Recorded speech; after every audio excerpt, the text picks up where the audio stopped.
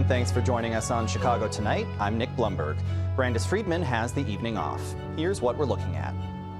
Cook County residents are getting another shot at filing property tax appeals. One of the Board of Review commissioners is here to explain why. Clean slate, clean slate, clean slate, clean slate. A new bill could offer a new beginning to people with criminal records.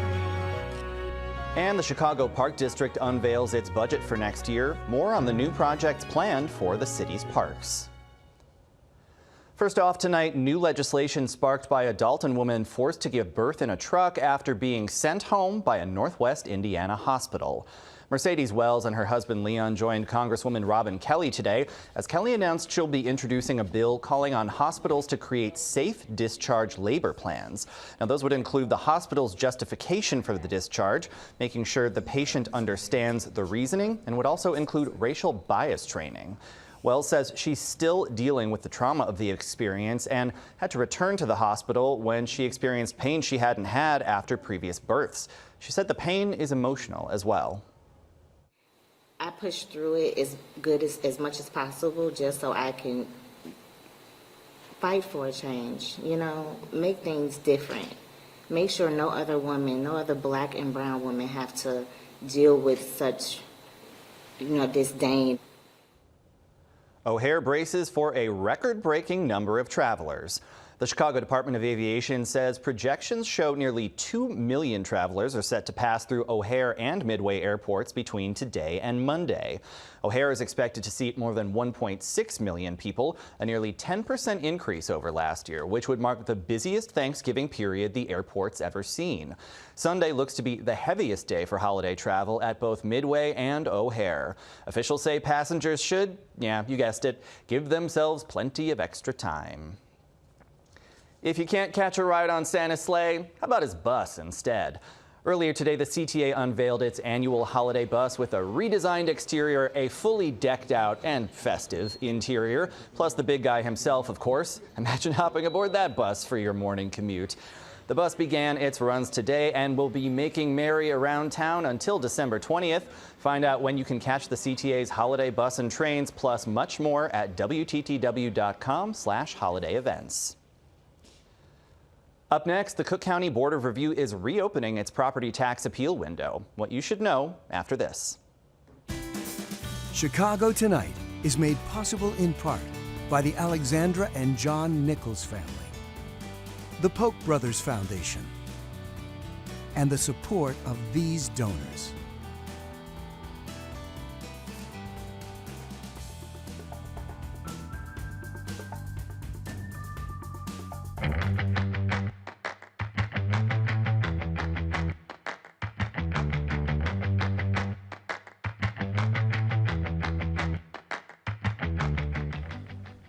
After a 4-month delay, many Cook County property owners got a shock when their property tax bills arrived. The median homeowners bill went up by a record-setting 16.7%. To help cope with what they call unprecedented circumstances, the Cook County Board of Review is announcing everyone who lives in a Cook County township that's already closed its property tax appeal window will have another shot to file. Joining us with more on that is Samantha Steele, Board of Review Commissioner for District 2. We should note we also invited the other two Board of Review Commissioners, Commissioners George Cardenas and Larry Rogers Jr., but they declined. Samantha Steele, thank you for joining us. We appreciate it. Hi, Nick. Thank you for having me. So we had Assessor Pritzker on the program last week discussing why bills had gone up for some homeowners. He hinted at a bit of disagreement between your two offices. Here's some of what Kagi had to say. When we finished our reassessment of Chicago, homeowners would have had actually 2 percentage points less of the burden than they started with, because we saw residential values going up, but we saw commercial values being higher than where they had been in the last reassessment. These values were cut at the Board of Review by nearly 20% for commercial properties, whereas only for 1% for residential properties. And that shifted about $500 million of the burden, according to the treasurer, onto homeowners. So, Commissioner Steele, what's your reaction to those comments? Assessor Kagi has talked a lot about the Board of Review, and I think it's important for everyone to understand the Board of Review's role in the property tax cycle. We are the due process for taxpayers. So if you feel that the assessor has unjustly raised your assessment, you come before the Board of Review. After the Board of Review, if you are not pleased with our values or your appeal result, you can go on to the PTAB. It's called the Property Tax Appeal Board. It's the state level or the circuit court. And so there are two different branches that you can maintain your appeal at. So the Board of Review is just one level. We're your local level for appeal. And yes, we settle appeals. That's the role that we play. And so, while he makes those statements, it's misleading. We had roughly around 50%, 56% of appeals at the Board of Review settled. And so if a taxpayer doesn't submit an appeal, there is nothing we at the Board of Review can do. And so you're just getting those settlements from people or businesses that are appealing at our office. Kagi also argued some of these rising residential assessments in South and West Side neighborhoods reflect wealth creation. But of course, some homeowners say higher bills are pushing them out. How do you balance those? So, I go back a few years and I think about Pilsen. You remember they were just overly assessed, and the assessor talks a lot about his new models. He doesn't meet national industry standard levels, and so there are levels across the country that say if your assessment is X but the sale price was Y, you have to add a factor in there to balance it out, and that's to bring it to a market value. The city try, which happened last year, which is the tax bill that a lot of people are seeing right now, he didn't meet those industry standards. The Cook County has not had a physical inspection of properties since 1997.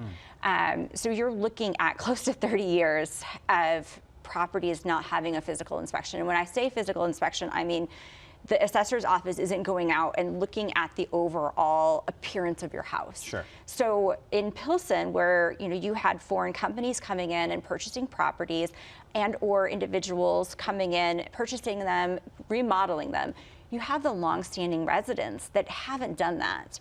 And the assessor really needs to, and I say redelineate the neighborhoods. And so he needs to make sure that the assessments are reflective of what is actually going on, not just these mass models. And that is something that I have been advocating for a couple of years now, is that we need a physical inspection of the properties. We need to redelineate the neighborhoods. Until that is done, you're just going to keep seeing people appeal. We have a third of the county appeal every year. In other jurisdictions, you see like a 5% appeal rate. And so that's substantial. You backed a study earlier this year looking at communities where assessments were higher than sale prices. What have you found? Well, we did. We found that the assessor was overvaluing properties. It was the city try, and so I reviewed, and my staff look at, the assessor's values and compared them. And so you're seeing, like, if a property sells, the assessor needs to go out and see, why did that property sell? What did it look like at the sale date? They're not doing that. And so properties are selling, and then someone's coming in and they're fixing them, or they have already fixed them up to sell, right? And that's where the disconnect is, we're seeing. And so the Board of Review, we saw a 5% decrease in appeals at our office. We're exploring the option of reopening and what that looks like for taxpayers. But taxpayers need to understand that that is this next tax bill. So the tax bill that they would get next year, not the current tax bill. And so there is nothing the Board of Review can do to help them now. I would strongly encourage taxpayers to look at their assessed value, look at their property record card, and make sure that it's accurate. Make sure that what the assessor has is reflective of what they actually have in their property. Make sure they're getting their homeowners exemptions, their senior frees, their veterans exemptions, and any exemption that they qualify for. Yeah, making sure they're not leaving anything on the table there. Correct. There's this so-called circuit breaker bill that's been introduced in the General Assembly, which would offer credits to homeowners who've seen their property taxes go up by 25% or more year over year, mirroring laws in quite a few other states. Is that a measure that you would support? Yes, but ultimately we're creating more Band-Aids for a sinking ship.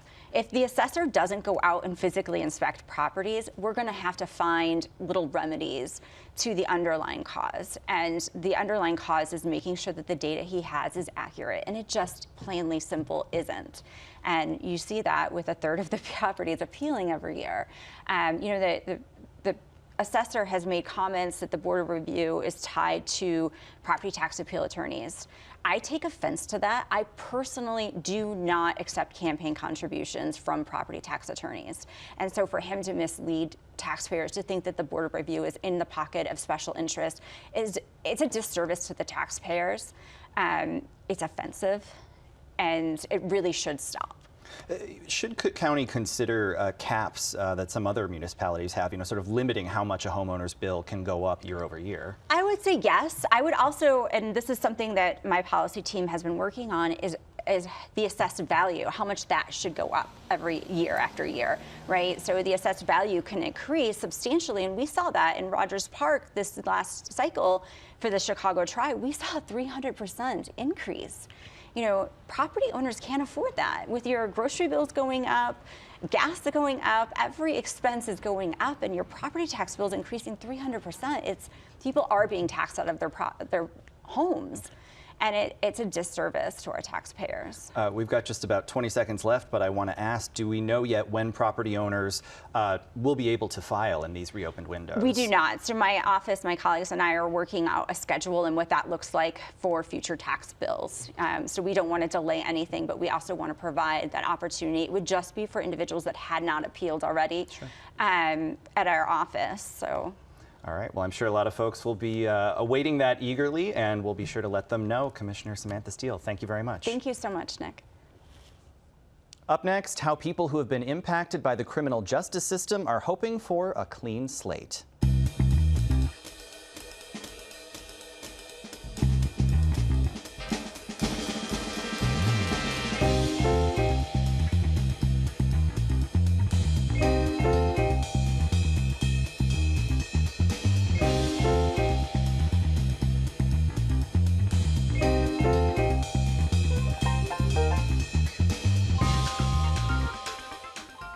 Two years ago, we brought you the series Permanent Punishment, where we explored the challenges people face after they've served a sentence in prison. One of them was record sealing, a way of making those convictions only available to certain institutions like law enforcement. Now, activists hope they've created a path to making that process much easier for those who need it. Brandis Friedman has the story. Nobody's asking what was your experience when you go through these programs. Activist Marlon Chamberlain has been driving this issue for a long time. If you filled out a slip, made a phone call, sent the email, this is a win for us. We went to the Capitol saying, clean slate, can't wait. He and thousands of others like him have finally notched a win. Feels good, feels good. But the way I'm wired, my brain is instantly thinking about implementation, but this was a huge milestone. He's referring to the Clean Slate Act, passed during the fall veto session in Springfield. The legislation is designed to automate the sealing of certain criminal offenses. Currently, more than 2 million people in Illinois are eligible to have their records sealed, but haven't acted on what is currently a cumbersome, lengthy process. You can talk to one person who would say, hey, because I was well connected, supported in sort of the nonprofit space, I had access to attorneys. And so for me, it took 6 months. But then there are some who we've spoken to where it's been a 3-year waiting period where it's court dates that were rescheduled, canceled, or you didn't have access to an attorney. That's not true justice. Justice is when it's fair and equitable and open for everyone. State Senator L.G. Sims was one of the bill's chief sponsors. Sealing allows for law enforcement, allows for certain governmental entities to still have access to the information. It wouldn't make the public any less safe, but it would make that information not available to private entities so that individuals would have access to housing, access to employment, access to education. Give her a hand, y'all. Give her a hand. 37-year-old Julian Sims was released from prison 3 years ago after serving time on drug-related charges. When I was incarcerated, I got my culinary. I actually had my electrician certification in there too. Could you get a job as an electrician after you got out? No, because what they told me was I wasn't allowed to go on people's houses because I was a criminal. I have a background. As with the current ceiling laws, the legislation only applies to misdemeanors, ordinance violations, and Class 1 through 4 felony convictions, unless they involve violence. So, no murder convictions, DUIs, or Class X felonies like armed robbery or sexual assault.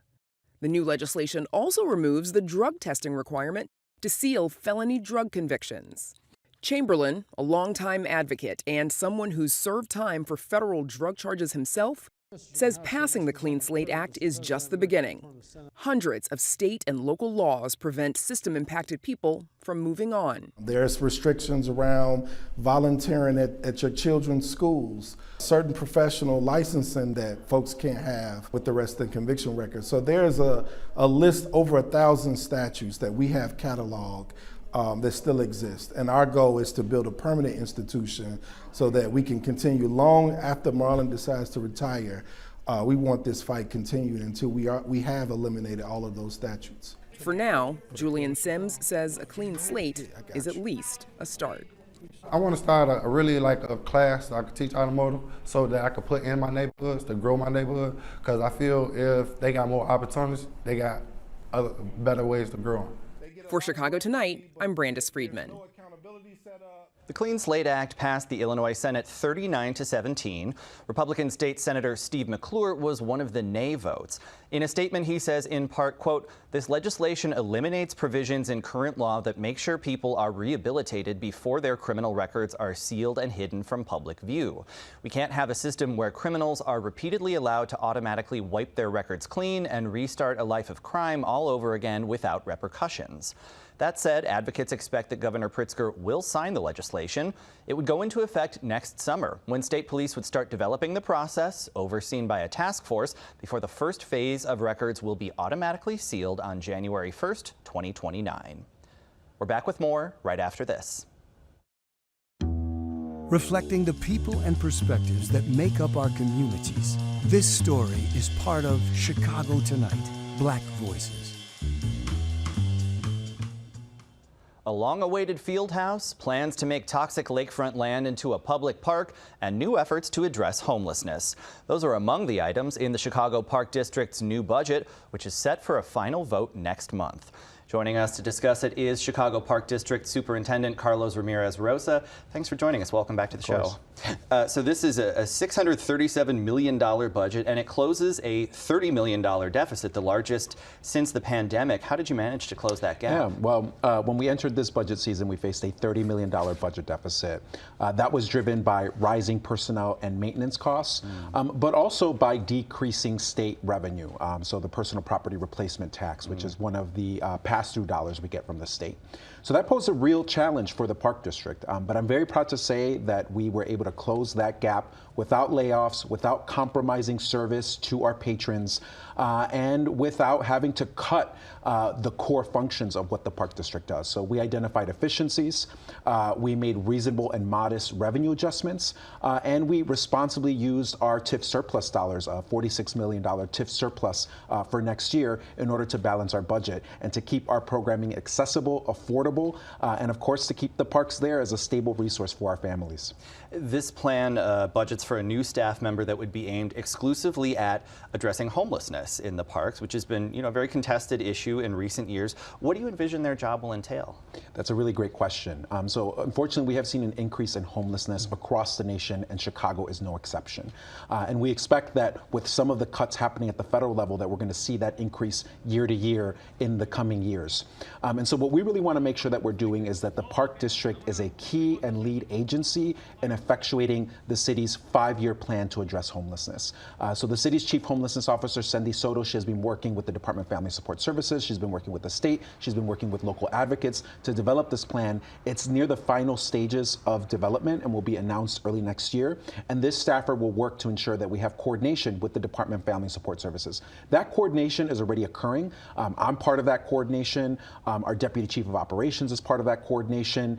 Numerous staff members in the Park District are part of coordinating those efforts, but this staffer will really take it to the next level and make sure that we are helping to connect Chicagoans experiencing homelessness with housing, but also that we're making sure that our parks are safe and accessible for everyone.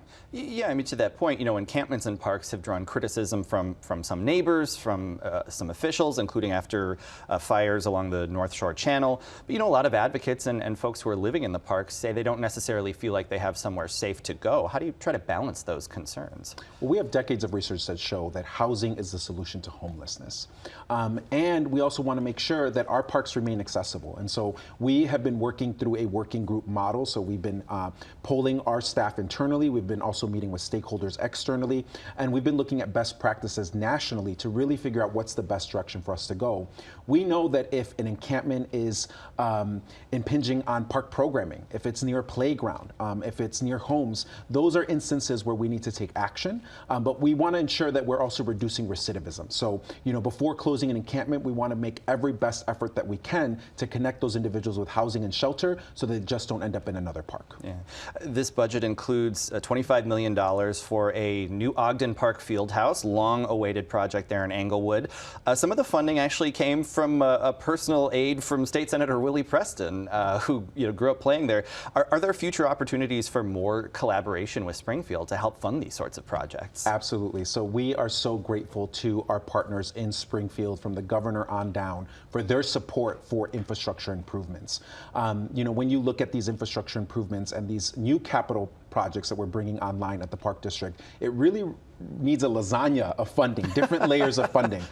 So we have, obviously TIF dollars coming from the city, and we're so grateful to the mayor and Alderman David Moore for his championing of this project. We also have capital dollars coming from the Park District budget, and then of course dollars coming from State of Illinois electeds as well.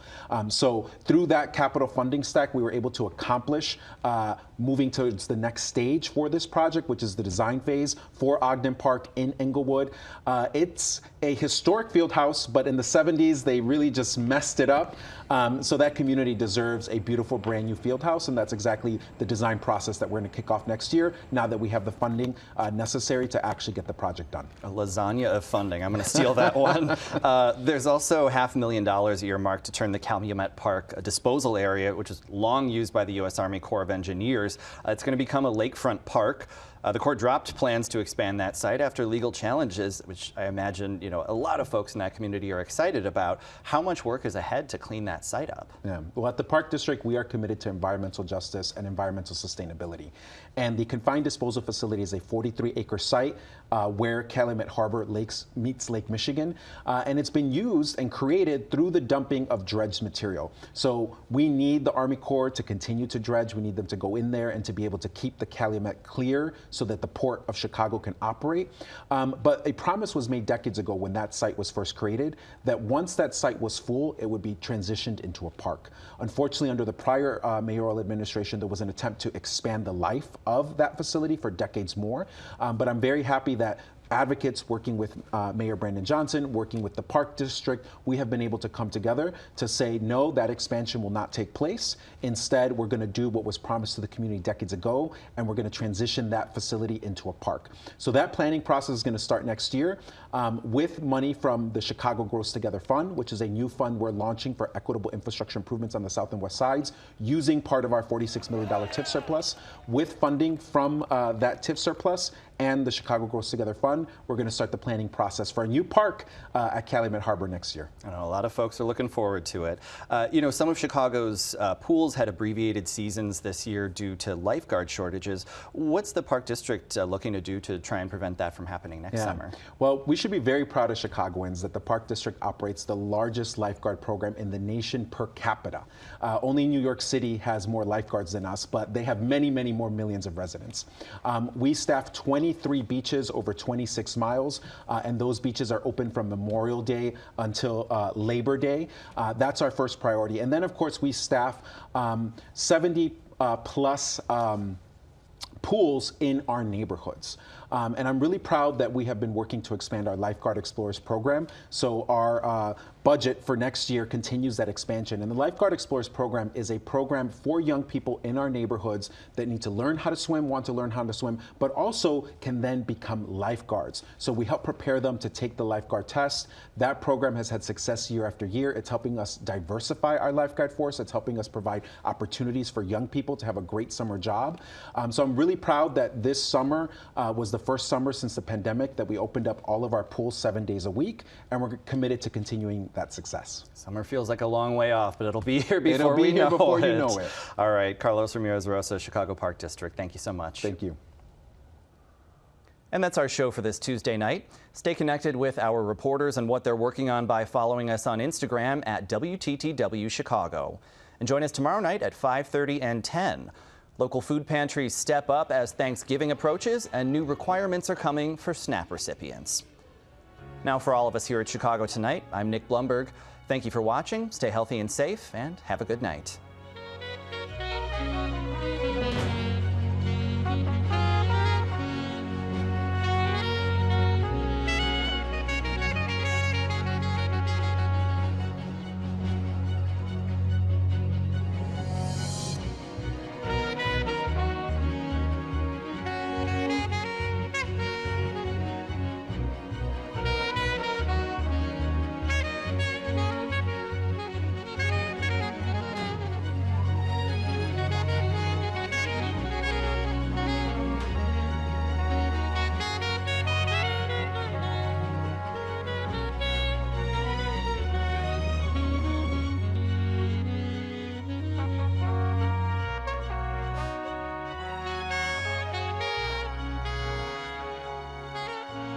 Closed captioning is made possible by Robert A. Clifford and Clifford Law Offices, wishing all a happy and healthy holiday season.